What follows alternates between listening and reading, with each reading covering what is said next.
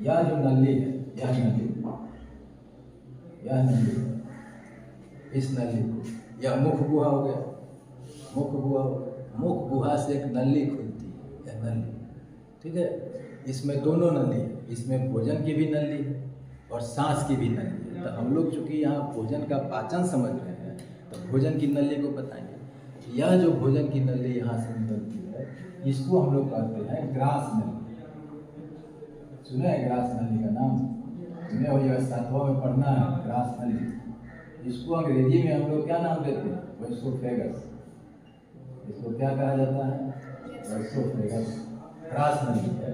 और इसी ग्रास नली से आपका पेट जो है ऐसे ही जुड़ा रहता है। देखिए कैसा,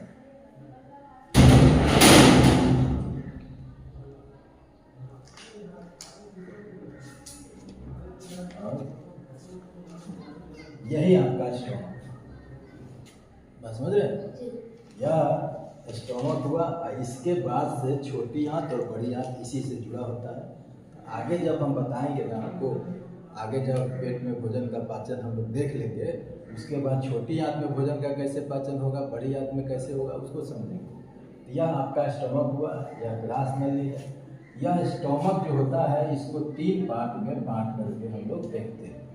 3 भाग में बटा होता नहीं है, इसमें कोई लाइनिंग नहीं होता, पार्टीशन नहीं होता है, लेकिन हम लोग इसको 3 पार्ट में बांट के देखते हैं।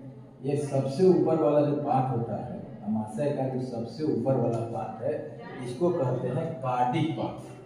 ये सब नाम याद रखिएगा।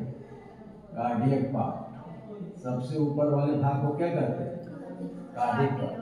और बीच वाला जो भाग है स्टोमक का, इसको कहते हैं फंडिक पार्ट। बीच वाले भाग को क्या कहेंगे? फंडिक। बोलिए, फंडिक पार्ट। और सबसे जो नीचे वाला भाग है, इसको क्या कहेंगे? Pyloric part. पाइलोरिक पार्ट, इसका हिंदी भी वही होता है। कार्डिक, फंडिक, पाइलोरिक का हिंदी भी वही होता है, इसलिए अंग्रेजी में भी इसको याद कर लीजिएगा, कोई दिक्कत नहीं।